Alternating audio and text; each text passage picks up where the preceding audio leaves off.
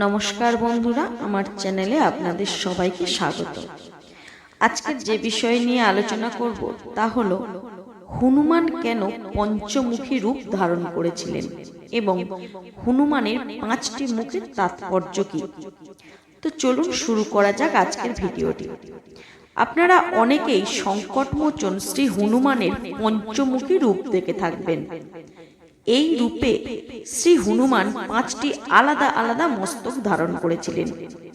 কিন্তু জানেন কি, জ্ঞান গুণ সাগর শ্রী হনুমান কেন এই পঞ্চমুখী রূপ ধারণ করেছিলেন?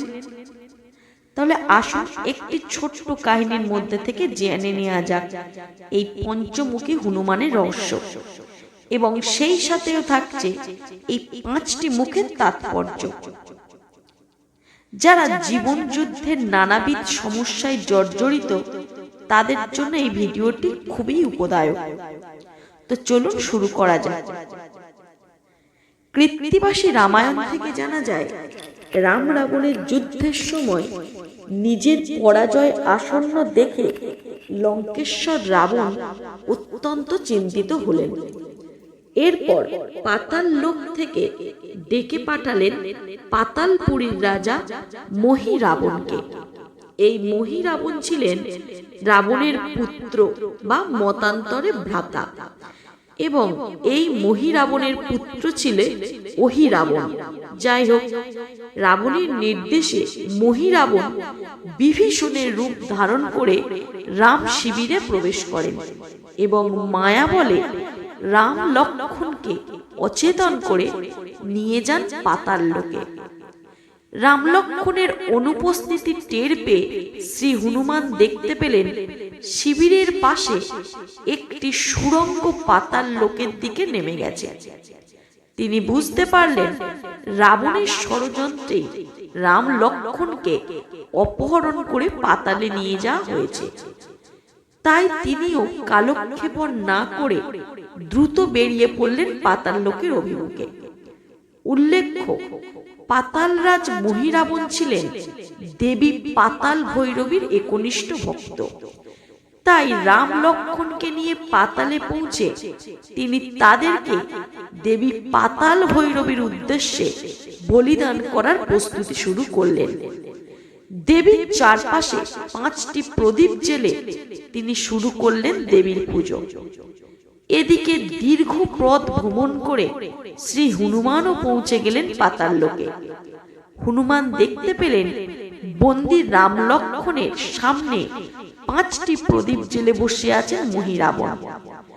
জ্ঞান গুণ সাগর হনুমান বুঝতে পারলেন অসুর মহিরাবণ রাম লক্ষ্মণকে বলি দেওয়ার পরিকল্পনা করছে, এবং তাদের সামনে যে 5টি প্রদীপ জ্বালানো রয়েছে সেগুলি একেবারে নেভাতে পারলেই মহিরাবণকে পরাজিত করা সম্ভব। তাই এবার সংকটমোচন শ্রী হনুমান ধারণ করলেন তার পঞ্চমুখী রূপ। 5টি মুখ, 10টি হাত এবং 15টি নয়ন সম্বলিত এই রূপ ধারণ করে তিনি একসাথে নিভিয়ে দিলেন 5টি প্রদীপ।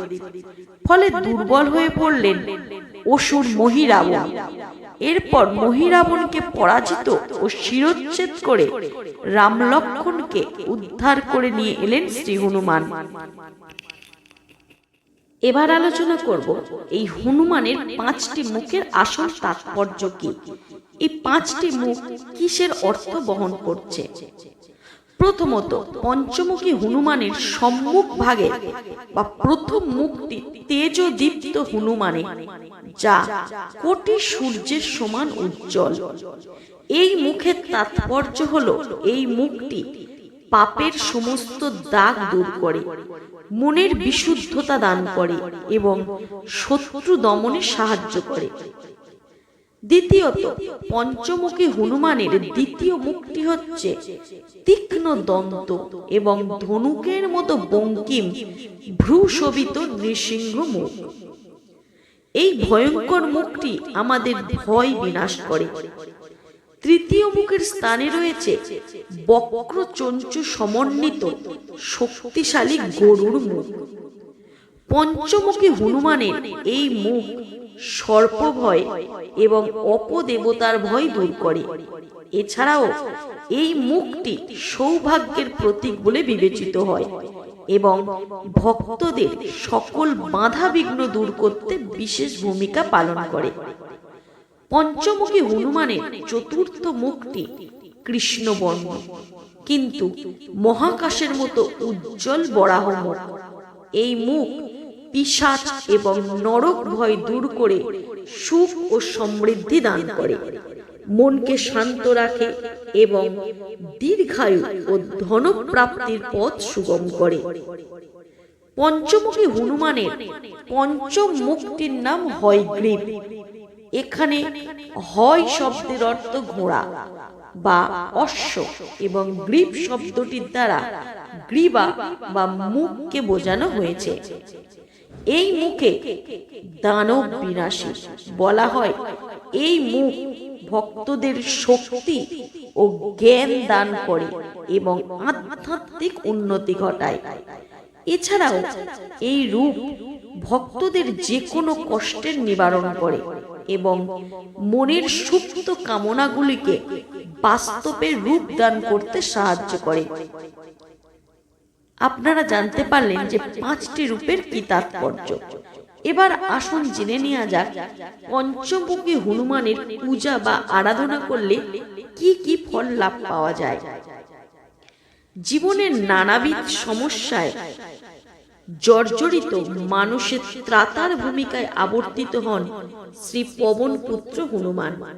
তাই তো বিপদে আপদে সংকটে সংকট মোচন শ্রী হনুমানের নাম স্মরণের পাশাপাশি হনুমান চল্লিশা পাঠ করে থাকেন শ্রী হনুমানের ভক্তবৃন্দ। তবে এই পঞ্চমুখী হনুমানের নাম জপ, পূজা, পাঠ, স্তবেও পাওয়া যায় আরো কিছু বিশেষ ফল। বলা হয় জীবনের যে কোনো কষ্ট লাঘব করতে হনুমানজির এই পঞ্চমুখী রূপের আরাধনা করা হয়। খেয়াল করে দেখবেন এই রূপে হনুমানজির 5টি মুখের প্রতিটির সাথে 3টি করে সুন্দর নয়ন রয়েছে।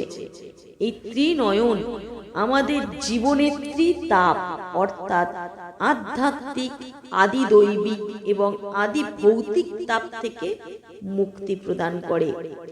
শাস্ত্রজ্ঞদের মতে হনুমানজির এই পঞ্চমুখী রূপের পূজা করলে সব দেবদেবীর পূজার ফল পাওয়া যায়। এছাড়াও আর্থিক ও মানসিক কষ্ট দূরীকরণ, যে কোনো রকম দুশ্চিন্তা ও ভয় থেকে মুক্তি লাভ, শত্রু বাধা দূরীকরণ, যে কোনো বাধা বিঘ্ন নাশকরণ, সৌভাগ্য আনয়ন, ধনপ্রাপ্তি ও দীর্ঘ আয়ু প্রাপ্তি সহ অসংখ্য মঙ্গলজনক কাজ সম্পাদিত হয় শ্রী হনুমানের পঞ্চমুখী রূপের উপাসনা করলে। তাই শুদ্ধ চিত্তে ওম নমঃ হনুমতে রুদ্রবতারায় সর্বশত্রু সংহারণায় সর্বরোগহরায় সর্ববশীকরণায় রামদূতায় সহা। এই মন্ত্রটি পঞ্চমুখী হনুমানের সামনে 21 বার বা 11 বার স্তব করার বিধান দিয়েছেন শাস্ত্রজ্ঞরা। এতে জীবনের সমস্ত বাধা বিপত্তি কাটিয়ে মানুষ ধাবিত হয় সাফল্য ও সমৃদ্ধির দিকে।